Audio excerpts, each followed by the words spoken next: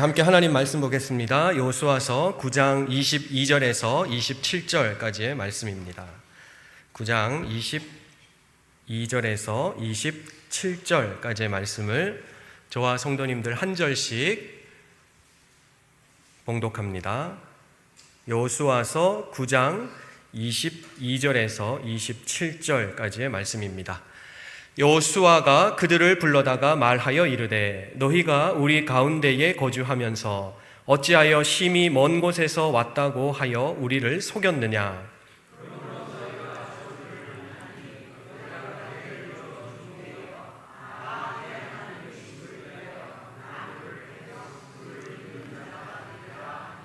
그들이 여호수아에게 대답하여 이르되 당신의 하나님 여호와께서 그의 종 모세에게 명령하사 이 땅을 다 당신들에게 주고 이 땅의 모든 주민을 당신들 앞에서 멸하라 하신 것이 당신의 종들에게 분명히 들리므로 당신들로 말미암아 우리의 목숨을 잃을까 심히 두려워하여 이같이 하였나이다.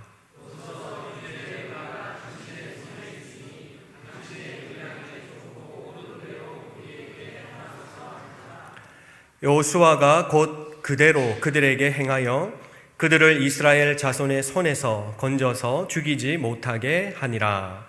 그 날에 여호수아가 그들을 여호와께서 택하신 곳에서 회중을 위하며 여호와의 제단을 위하여 나무를 패며 물을 깃는 자들로 삼았더니 오늘까지 이르니라. 아멘. 우리 여호수아서 말씀을 쭉 이어서 보고 있는데요.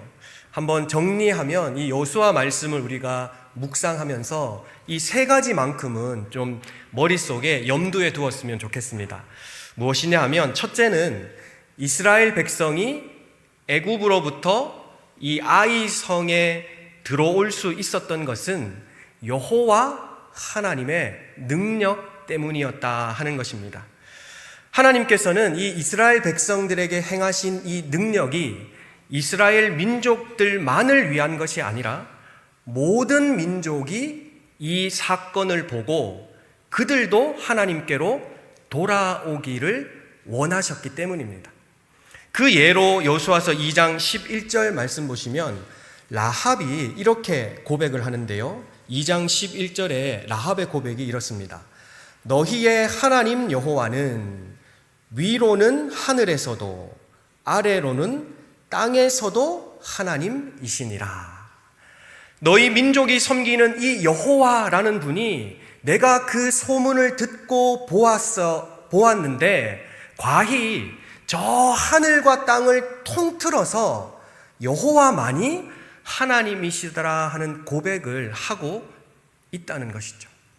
바로 하나님께서 이스라엘 백성들을 애굽에서 끌어서 여기까지 이르게 하신 이유가 바로 이방 민족들도 하나님께로 돌아오기를 원하셨기 때문입니다. 그리고 두 번째는요, 이스라엘 백성들이 가나안 땅에 들어가도록 선택받은 이유는 구원의 기준이 어느 정도인지를 우리에게 알려주시기 위함입니다. 신명기 7장 7절 말씀 한번 찾아볼까요? 신명기 7장 7절 말씀.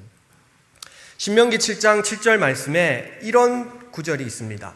하나님께서 왜 이스라엘 백성들을 택하셨는가 하니 7장 7절에 여호와께서 너희를 기뻐하시고 너희를 택하심은 이제 그 이유가 나오는데요. 너희가 다른 민족보다 수요가 많기 때문이 아니라 오히려 반대로 너희는 모든 민족 중에 가장 적으니라 라고 말하고 있다는 거예요. 고대 사회에서는 이 수가 적다라는 것은 단순히 수적인 의미만 있는 것이 아니라 중요하지 않다, 보잘것없다라는 것과 똑같은 의미라는 거예요. 그래서 하나님께서는 이스라엘 백성들을 택한 이유는 그들이 강대하고 능력이 많고 수가 커서가 아니라 오히려 보잘것없고 볼품없고 아무런 가치 없기 때문에 그들을 택하셔서 가나안 땅으로 들이셨다는 거예요. 그러면 하나님께서 가나안 땅에 들어갈 수 있는 구원의 기준을 엄청 낮게 책정하신 것이죠. 보아라, 이스라엘 백성같이 하찮고 보잘것없는 민족도 하나님으로부터 구원을 받으니 그 민족, 가장 낮은 밑바닥에 있는 민족이 구원을 받으니까 그 구원의 기준은 가장 낮은 기준이 된다라는 것을 이스라엘 백성들을 통해서 보여주시는 것이죠. 그래서 이 구원이라는 것은 외적인 기준보다는 오직 믿음으로 들어간다라고 하나님께서 보여주시기 위해서 이스라엘 백성을 택하셨다는 것. 그리고 세 번째는 이스라엘 백성들이 전쟁을 치룰 때마다 가나안 땅에 있는 족속들을 진멸, 즉 모조리 죽이는 이유는 전쟁의 잔혹함과 전쟁의 참상을 알리기 위함이 아니라 그것은 그들이 저지른 죄악에 대한 창조주 하나님의 심판으로 보아야 한다는 거예요. 그냥 이스라엘이 군사적으로 강대해서 전쟁에 패한 가나안 족속들을 무참히 짓밟고 죽이는 것이 아니라 그 이면에는 하나님께서는 그 죄악에 대한 분명한 책임을 물으시는데 회개하지 아니하는 민족들은 이스라엘 백성이든 이방 민족이든 구분하지 아니하시고 이처럼 죽으리라 하는 하나님의 심판을 알려주시기 위함이라는 거예요. 그래서 우리가 주의해야 할 것은 자꾸 이스라엘 백성의 시선에서 이 성경 읽는 것을 주의해야 한다는 거예요. 왜냐하면 이스라엘 백성이라고 무조건 살고 이방 민족이라고 무조건 죽는다는 이분법이 성경에서는 통하지 않기 때문입니다. 오직 하나님의 심판으로부터 면할 수 있는 유일한 방법은 그의 혈통이나 능력이나 신분이 아니라 여호와 하나님을 하늘과 땅을 통틀어 오직 한 분이신 나의 하나님으로 고백하는 사람만이 구원을 얻게 된다는 것을 보여주기 위함이라는 거예요. 그래서 우리가 여호수아서를 묵상할 때는 이 세 가지를 늘 염두에 두고 봐야 한다는 거예요. 오늘 9장의 말씀도 마찬가지입니다. 오늘 9장의 말씀은 앞서 제가 말씀드렸던 이 세 가지 사실에 대한 확인하는 말씀인데요. 앞선 세 가지를 다시 한번 정리해서 말씀드리면 이렇습니다. 우리를 구원하시는 분은 오직 여호와 하나님이시고 누구라도 죄의 심판으로 멸망에 이르는데 그렇게 되지 않기 위해서는 오직 무엇으로요? 믿음으로 가능하다라는 이 사실을 여호수아서는 우리에게 알려주고 있고 오늘 9장 말씀도 이를 다시 한번 확인하는 본문의 말씀이라는 거예요. 그럼 이제 9장 1절, 2절 말씀을 한번 볼까요? 이 9장 1절과 2절 말씀은 동떨어져 있는 말씀인데요. 제가 한번 봉독해 보겠습니다. 이 일 후에 아이성이 점령당한 후에 그 소식을 들었던 가나안의 7 족속이 어떻게 대처하는지에 대해서 묘사하고 있는데 9장 1절 하반절에 보니까 모든 왕들이 이를 듣고 여리고성과 아이성이 어떻게 무너졌는지를 들었을 뿐만 아니라 그 성에서 살아남은 라합의 이야기와 이스라엘 민족임에도 불구하고 하나님 앞에서 범죄했던 아간의 죽음과 관련된 모든 이야기를 다 듣고 난 다음에 이들이 구원을 택하는 것이 아니라 2절 말씀 볼까요? 모여서 일심으로 여호와와 이스라엘에 맞서서 싸우려 하더라는 거예요. 여기서 여호와와 이스라엘이라는 것은 그 이면에 계시는 여호와 하나님을 말하는 것이고 맞서서 싸운다라는 것은 대적하려 한다라는 말과 같습니다. 이들은 하나님의 구원의 소식을 들었음에도 불구하고 이들이 모여서 의논하고 결정한 사실은 그 구원의 복음을 거부하는 하나님을 대적하여 맞서서 싸우기로 그들이 결정했다는 거예요. 이들의 말로가 어떻게 되느냐 하는 것은 10장으로 넘어가서 이 이야기가 나오는데요. 오늘 9장 1절과 2절은 10장의 이야기를 하기 위한 서론에 불과합니다. 그런데 정말 중요한 얘기는 3절부터 이제 이야기가 시작됩니다. 3절 말씀해 보시면 이 여호와께서 베푸시는 구원의 소식을 듣고 이스라엘 민족과 같이 반응하는 주민의 이름이 나오는데 3절 말씀 보니까 그 주민의 이름이 뭐라고요? 기브온 주민들이라. 이 기브온 주민들도 앞선 가나안에 있는 7 족속의 왕들처럼 이 일을 들었다라고 성경에서는 이야기하는데요. 한번 3절 하반절 찾아보실까요? 3절에 여호수아가 여리고와 아이에게 행한 일을 듣고, 1절에 나오는 이 일을 듣고라는 것과 똑같은 단어입니다. 그런데 반응은 전혀 상반되더라는 거예요. 이들이 이 말씀을 들었는데 더 구체적으로 어떻게 더 말씀을 들었느냐 하면 9절 말씀 볼까요? 9절에 이렇게 이야기합니다. 그들이 여호수아에게 대답하되 종들은 당신의 하나님 여호와의 이름으로 말미암아 심히 먼 나라에서 왔사오니 왜 우리가 이렇게 왔느냐? 이는 우리가 그의 소문과 그가 애굽에서 행하신 모든 일을 어떻게 해요? 들었다라는 거예요. 이 들었다라는 것은 믿음의 기회를 가졌다라는 말과 똑같은 뜻입니다. 그래서 신약 성경에서는 믿음은 제일 먼저 어디서부터 시작한다고요? 들음에서 시작한다. 그래서 성경의 표현에서 들었다라는 것은 단순히 귀로 들었다라는 말보다는 구원의 소식을 듣고 그 구원을 받아들일 기회를 얻었다라는 말로 해석하시면 그 뜻이 정확하다는 거예요. 그런데 이들의 이야기는 옛적 하나님께서 이스라엘 백성들을 애굽에서부터 구원하셔서 헤스본 왕 시온과 아스다롯 왕 바산한 옥을 물리치기까지 그 이야기를 들었다라고 9절과 10절에서 연달아 말하는데요.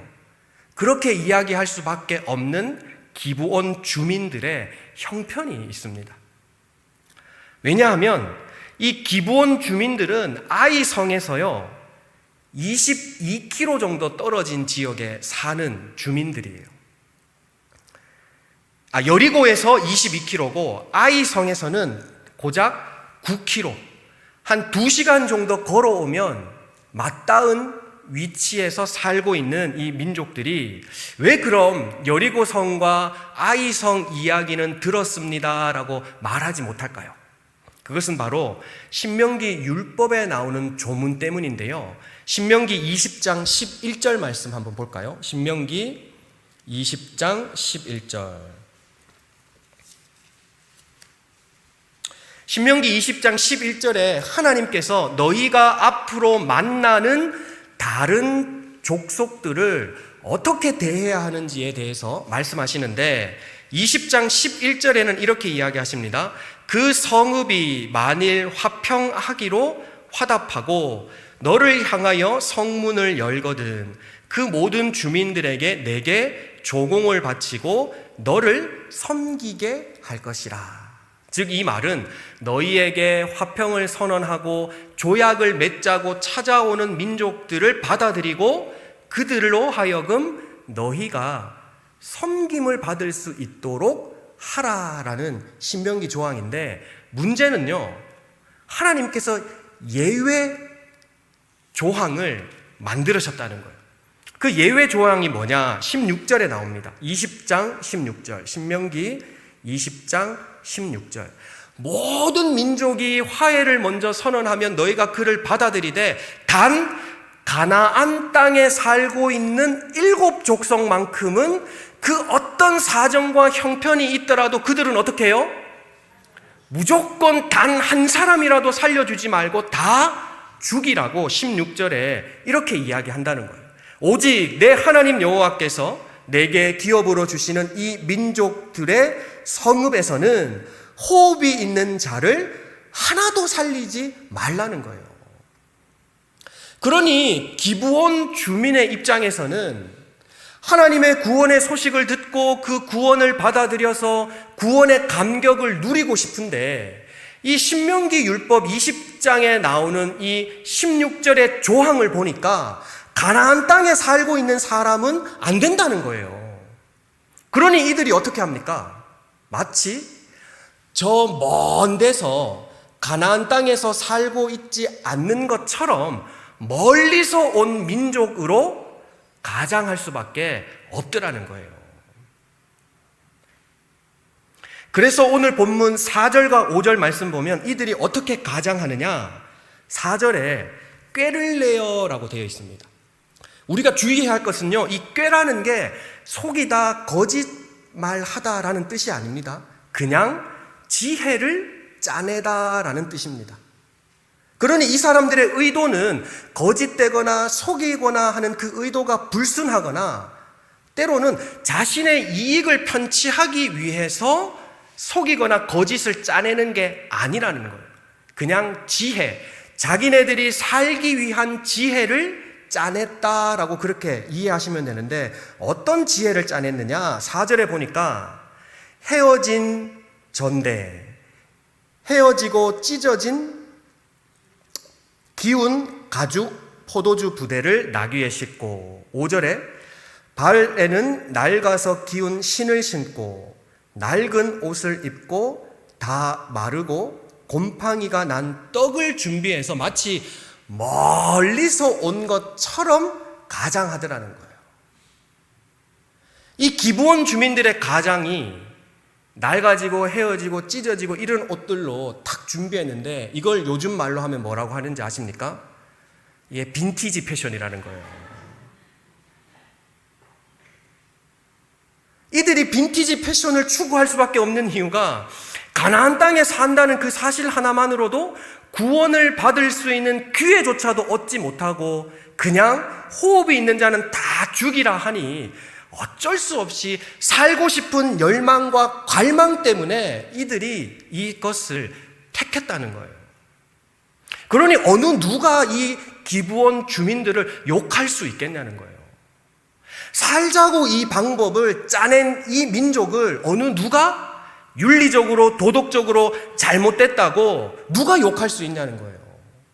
이들이 이스라엘 백성들을 무너뜨리거나 하나님을 대적하기 위해서 거짓으로 이 전략을 택한 것이 아니라 정말 순수한 의도에서, 이들이 생각할 수 있는 방법은 이것 이외에는 없기 때문에 그렇다는 것을 우리가 한편으로는 이해해 줄 수도 있다는 거죠.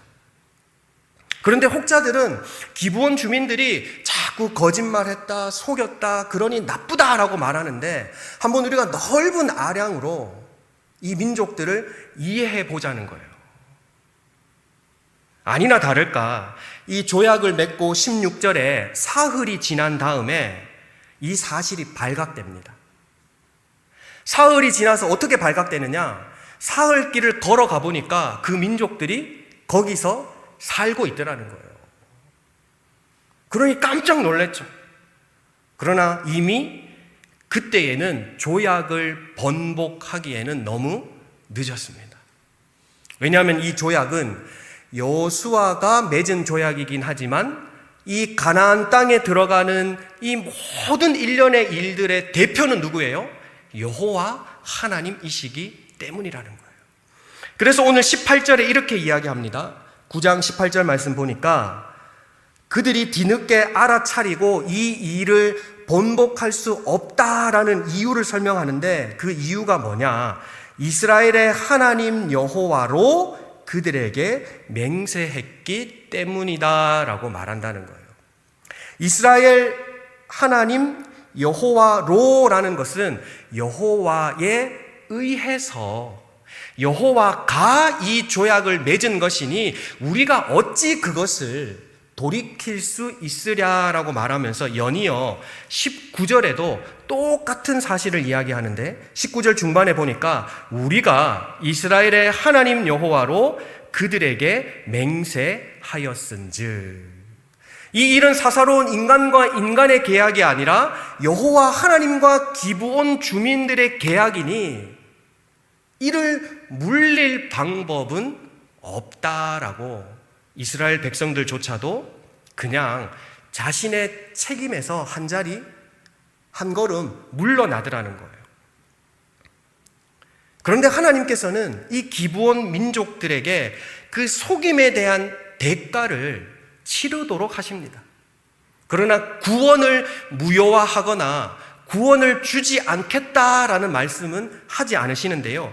23절에 이들이 속이고 거짓을 행했다는 그 대가, 즉 그 결과가 뭐냐? 23절에 너희가 저주를 받나니 너희가 대를 이어 종이 될 것이다 라고 말한다는 거예요.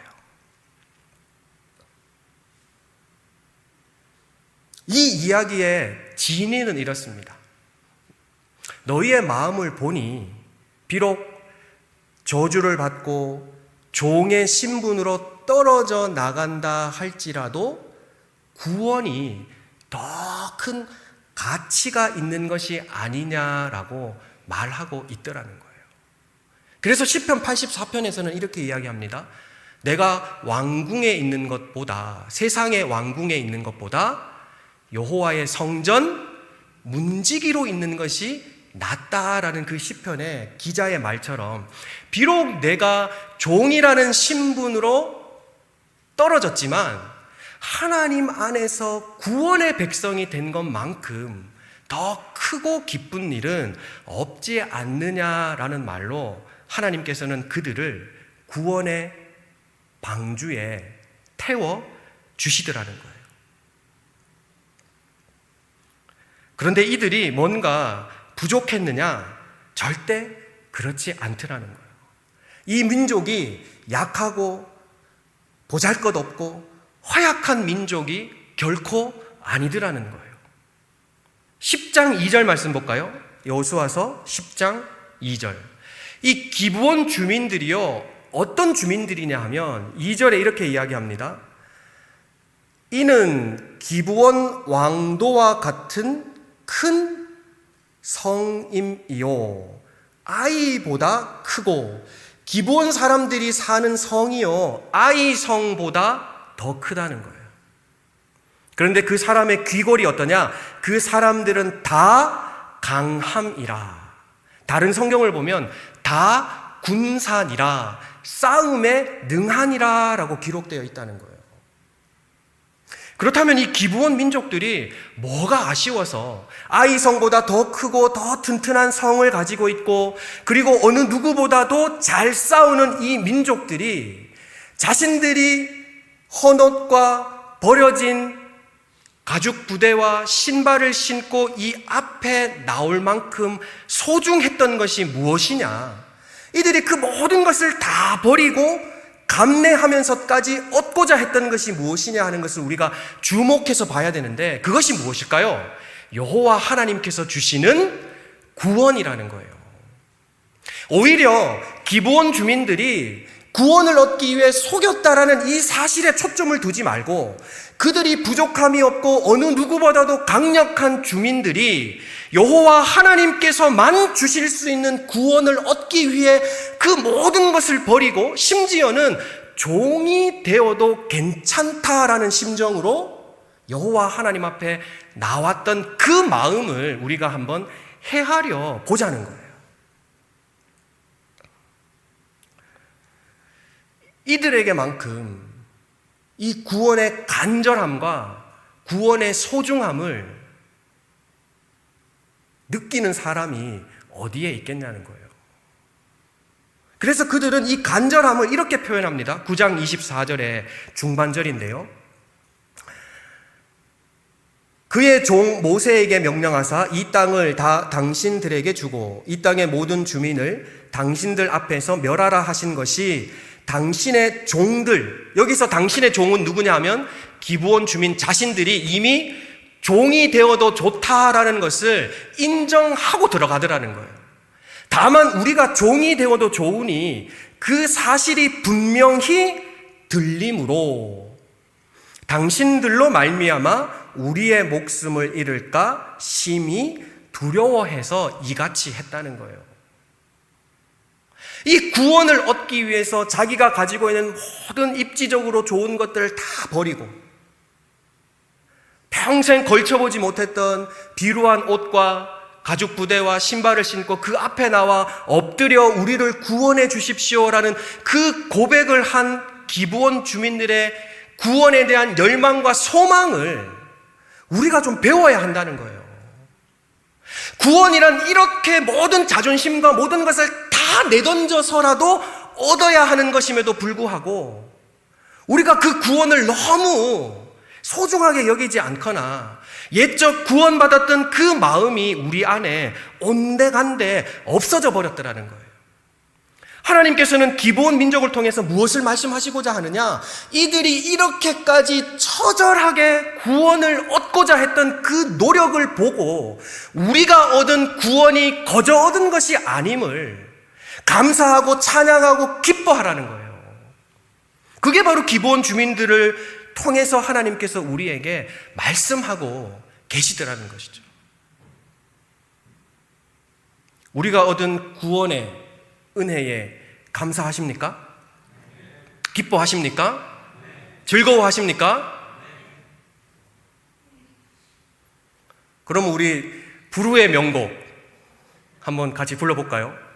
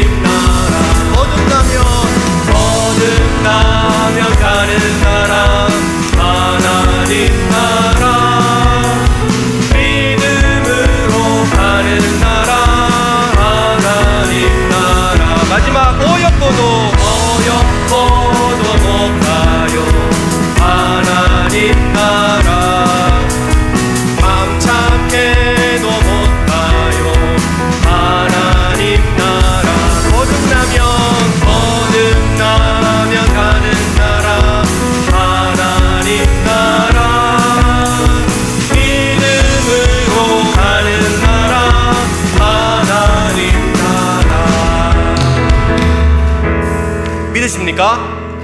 네. 좋으시죠? 네. 근데 이 부르의 명곡이 정말 믿음으로 하나님 나라 간다라고 우리가 고백하고 그것에 감사하고 즐거워하고 기뻐했던 이 곡의 가사가 제가 볼 때는 요즘 들어 좀 바뀐 것 같아요. 어떻게 바뀌었느냐? 돈 때문에 못 가요. 하나님 나라 때문에 못 가는 게 많더라는 거예요. 힘 가지려고 못 가요. 하나님 나라. 벼슬 때문에 못 가요. 하나님 나라. 지식 때문에 못 가요. 하나님 나라. 요 구절은 저 외에는 해당 사항 없습니다. 어여뻐서 못 가요. 하나님 나라. 이건 걱정 안 하셔도 될 것 같아요. 마음 착해도 못 가요. 우리가 기브온 주민들이 거짓으로 속였다라고 말할 일이 아니라는 거예요. 마음 착해도 못 간다는 거예요.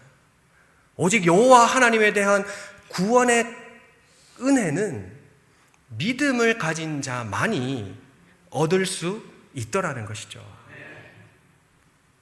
그래서 우리가 이 때문에라는 걸 좀 버려야 합니다. 무엇 때문에 하나님 나라 못 가는 사람처럼 우리가 신앙생활 해서는 안 된다는 거예요. 이 구원의 은혜와 감격을 주시는 분도 참 귀하게 자신의 목숨을 대신하여 주셨을 뿐만 아니라 그 구원의 감격을 받는 자도 여전히 소중하게 여겨야 하기 때문입니다. 비록 기부원 주민이 접근법은 잘못됐다 할지라도 우리가 배워야 할 것은 구원에 대한 그들의 간절한 소망이 진심이었다는 사실입니다. 그 이유가 9장 25절에 나오는데요. 이들이 이렇게 이야기합니다. 25절에 보소서, 이제 우리가 당신의 손에 있으니 당신의 의향에 좋고 옳은 대로 우리에게 행하소서 한지라. 여기에서의 당신의 손이라는 것은 표면적으로는 여호수아의 손을 가리키지만 그 단어의 의미를 보니까 여호와 하나님 안에서 우리를 처분해 주십시오라고 다시 한번 구원에 대한 갈망을 이야기하더라는 거예요. 우리 제발 버리지 마십시오. 우리 비록 거짓으로 당신들을 속여서 이 자리에 왔으나 이 구원만큼은 우리가 얻어야 되니 하나님 안에서 우리를 처벌하시되 하나님 밖으로 내쫓는 멸망은 우리로 하여금 면하게 해주십시오라고 말하는 것이 25절의 고백이더라는 거예요. 종이 되어도 좋고 종의 종이 되어도 좋으니까 당신의 손, 즉 여호와 하나님 안에 있는 삶, 즉 구원의 삶을 살도록 우리 좀 받아주시면 안 될까요? 라는 고백이 9장 25절의 고백이더라는 거죠.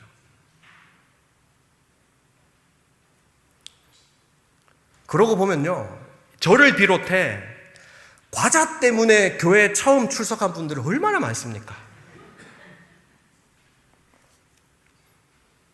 과자 때문에 교회에 나온 저나 기부원 주민이나 뭐가 그렇게 다르겠습니까?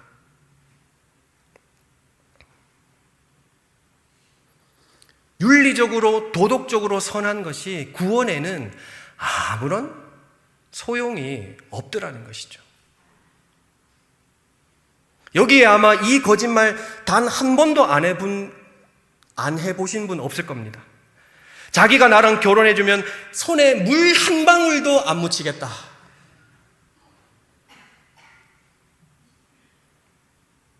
그러면 그 이야기를 들은 결혼 대상자가 거짓말 하지 말라고. 거짓말하는 당신하고는 결혼 못하겠다고 물리자고. 그렇게 이야기합니까? 거짓말이지만 그것이 거짓인지 알지만 사랑하니까 손에 물 한 방울 안 묻히겠거니 하고 속아 주는 거잖아요. 근데 이 정도면 그래도 좀 낫습니다. 심지어는 이렇게 이야기합니다. 당신이 원한다면 저 하늘의 해와 달과 별도 따주겠소. 이렇게 결혼하신 분 많죠. 그러면 그 고백을 들은 여인이 이 거짓말쟁이, 당신이 어떻게 해와 달과 별을 따줘?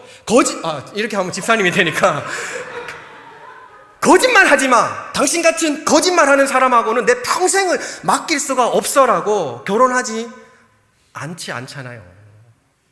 오히려 당신이 나를 이렇게 사랑하는지 몰랐다. 정말 당신의 마음이 진심이군요라고 더 빨리 결혼을 하더라는 거예요. 그럼 이건 어떻게 된 겁니까? 저는 마치 이 기부원 주민의 이 꾀를 내어 거짓말한 것이 이와 같은 거짓말이라고 생각합니다. 그러나 그 거짓말이 잘못됐다라는 것을 제가 반박하기 위함이 아니라 그들의 구원에 대한 열망과 구원에 대한 소망의 마음의 진정성을 우리가 한번 보자는 거예요. 오죽했으면 그랬겠냐는 거예요. 이 여자 아니면 안 된다라고 생각했기 때문에 그런 말을 해서라도 결혼한 거 아니겠냐는 거예요. 오죽했으면 그 말을 하나님께서는 들으시고 그 민족을 받기로 허락하셨는데 23절에 이렇게 이야기합니다. 기브온 주민이 앞으로 어떤 일을 할 거냐? 중반에 보시면 너희가 대를 이어 종이 되어 다 내 하나님의 집을 위하여 나무를 패며 물을 깃는 자가 되리라. 나무를 패고 물을 깃는다는 것은 성전 제사에 사용되는 장작과 물두멍에 물을 퍼나르는 허드렛 일 하는 사람들을 이야기하는데, 이들을 일컬어서 종의 종이라고 말합니다. 그리고 이것을 원어로 풀었으면 종에게 바쳐진 사람.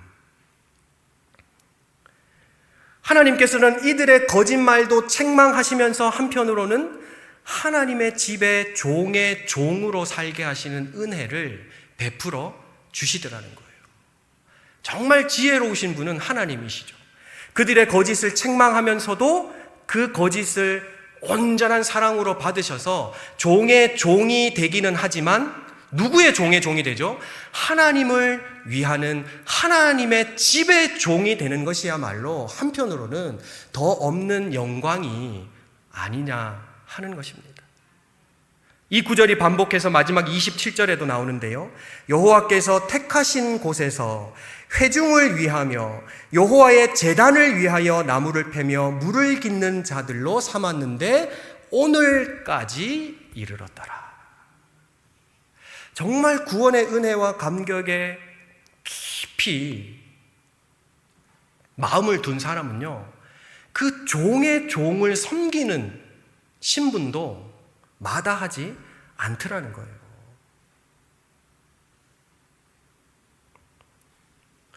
이들이 처음에는 불순한 의도로 그 믿음을 시작했을지는 모르지만 이들의 진정성은 시간이 지날수록 빛이 나는데요.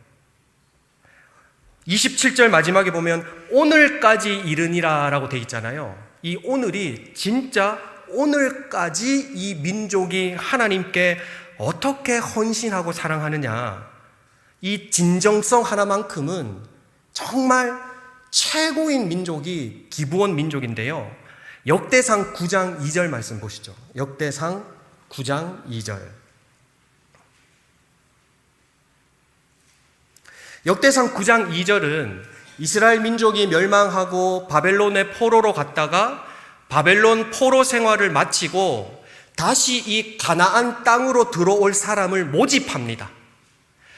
바벨론에서요, 귀족들과 고위층들만 잡혀갔기 때문에 바벨론의 삶이 크게 나쁘진 않았습니다.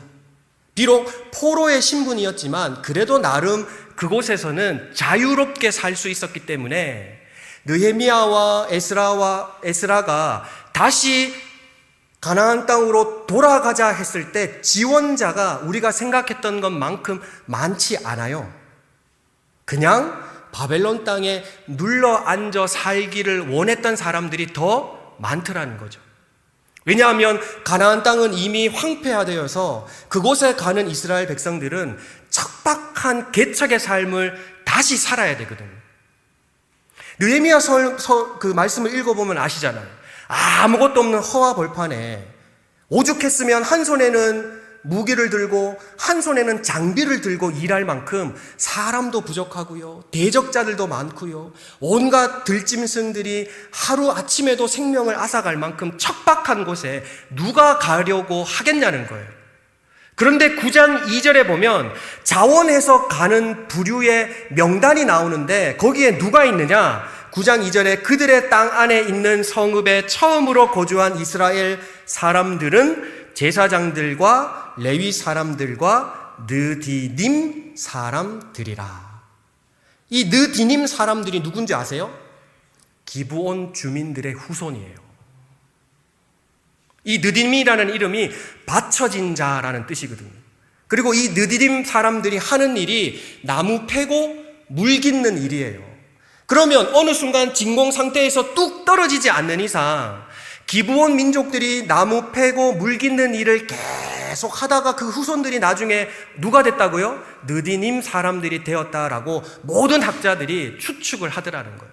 그래서 오늘 표기에도 제사장들과 레위 사람들과 느디님 사람들이라 하고 이렇게 표기를 하면서 하나님께서는 이들의 구원에 대한 감격의 진정성이 오늘날까지 이르렀음을 확증하고 계시더라는 거예요.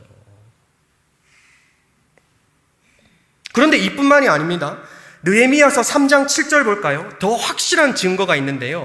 느헤미야서 3장 7절에 느헤미야가 이스라엘의 총리가 되어서 무너진 성벽을 쌓는데, 그 성벽을 쌓을 때 각 지파마다 자신이 거주하는 바로 앞을 성벽 쌓으라고 할당을 해주는데요. 여기 그 할당에 받은 민족 중에 누가 있느냐? 3장 7절에 그 다음은 누구요? 기브온 사람 물랴다라는 인물로 쭉 나오더라는 거예요. 기브온 민족이요, 바벨론에서 살다가 거기에 안주하고 거기에 머무르지 않고 종의 신분임에도 불구하고 다시 어떻게 해요? 가나안 땅으로 돌아오더라는 거예요. 차라리 바벨론 땅에 있었으면 나무 패고 물 기르는 일은 안 했을 텐데, 그들은 그 일을 왜 자처하면서 이 척박한 가나안 땅으로 다시 왔을까요? 그때 주셨던 하나님의 구원의 은혜가 내 마음으로 이것이 진정입니다라는 것을 증명하기 위해서라는 거예요. 그래서 이 기브온 주민들은 자신들에게 베풀어 주셨던 이 감사의 은혜에 대한 자신들의 믿음의 진정성을 시간이 지나갈수록 더 깊어지는 하나님의 사랑으로 증명하고 있더라는 거예요. 이보다 더 큰 구원의 은혜와 감격에 살아가는 사람들이 어디에 있겠습니까? 누가 이들더러 처음에 너희 속였지라고 손가락질 할 수 있겠냐는 거예요.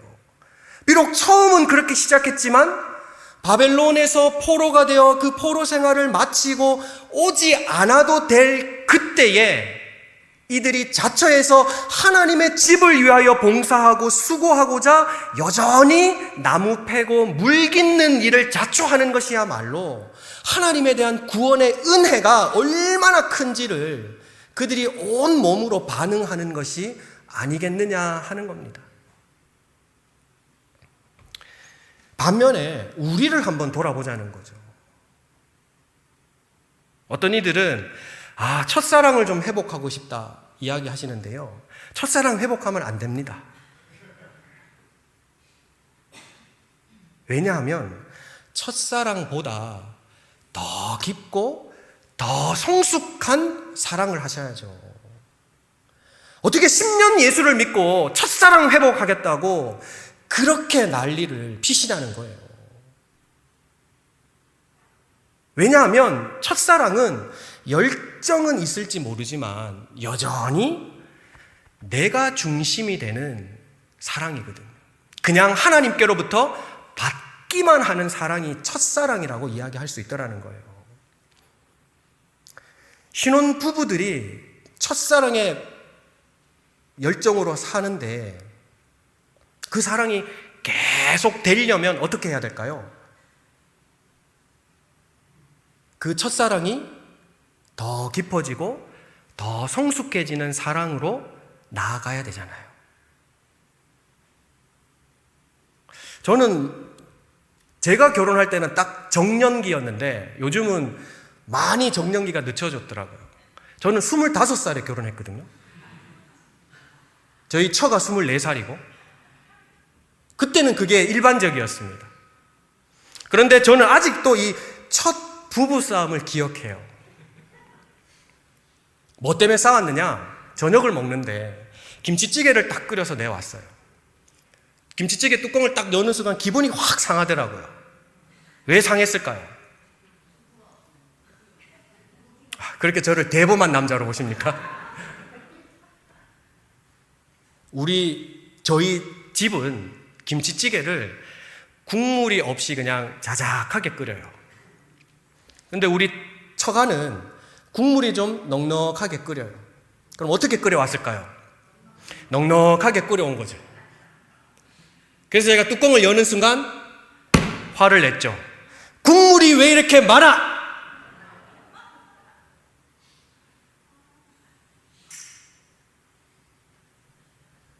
이 첫사랑으로 결혼하긴 했지만 이 사랑의 모양이 어때요? 내 중심이잖아요. 여전히 신혼부부가 이야기하면 내가 더 힘들다고 자랑하기 바빠요. 신혼부부들 싸우는 거 가만히 보면 저도 그랬지만 내가 더 힘들다고 라고 말하는 이야기를 더 많이 하더라는 거예요.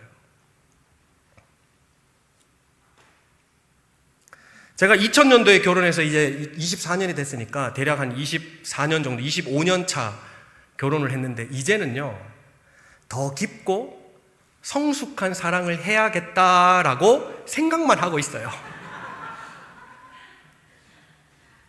그러나 예전처럼 그렇게 첫사랑의 미숙함은 보이지 않습니다. 그냥 내가 더 힘들다라고 뽐내듯이 이야기하는 게 아니라 그냥 서로가 힘들었던 삶의 이야기를 나누고 그 이야기 중에 서로가 서로를 위해서 격려하고 기도하는 사랑으로 점점점 성숙해가는 과정 중에 아직도 제가 머물러 있더라는 것이죠. 성숙한 사랑의 기준점은 내가 아니라 내가 사랑하는 상대에게 둔다는 겁니다.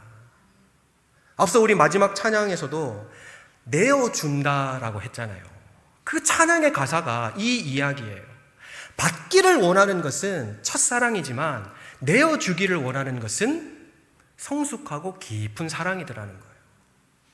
그런데 기브온 민족들은 구원을 받았던 그 구원의 사랑을 오랜 기간 동안 성숙하고 더 깊은 사랑으로 만들어서 오늘날까지도 하나님의 집을 위해서 나무 패고 물 깃는 일을 마다하지 않고 날마다 내어주는 신앙으로 나아가더라는 것이죠.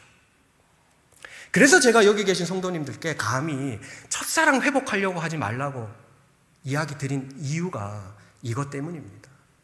우리 첫사랑의 열정으로 무언가 우리가 하나님 앞에 최선을 다했다면 이제는 그 구원의 감격과 은혜가 변하지 않도록 그 첫사랑이 더 깊어지고 더 넓어지고 더 성숙해지는 사랑이 되도록 우리의 신앙생활을 게을리해서는 안 된다는 거예요. 왜냐하면 그래야지만 우리에게 주신 구원의 은혜에 내가 감사하고 감격하고 있다는 사실을 증명하는 표식이 되기 때문이라는 것이죠. 시작이 어떠했든지 간에 우리 하나님에 대한 사랑이 더 깊어지는 저와 성도님들 되시기를 축복합니다. 정말 우리 첫사랑으로 우리에게 다가오신 그 하나님에 대한 사랑이 더 깊어지고 더 성숙해져서 주신 구원의 은혜에 반응해서 우리가 하나님을 위해서 무엇을 할까 날마다 고민하고 날마다 하나님께 내어드리는 저와 성도님들이 되시기를 주님의 이름으로 축원합니다. 기도하겠습니다. 하나님, 여전히 미숙하고 부족합니다. 그러나 우리에게 주신 그 구원의 은혜를 기억하며 다시 한번 우리 신앙의 옷깃을 여밉니다.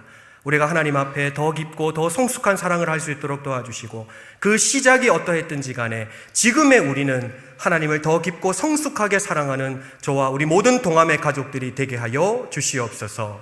모든 말씀 예수님의 이름으로 기도합니다. 아멘. 우리 찬송가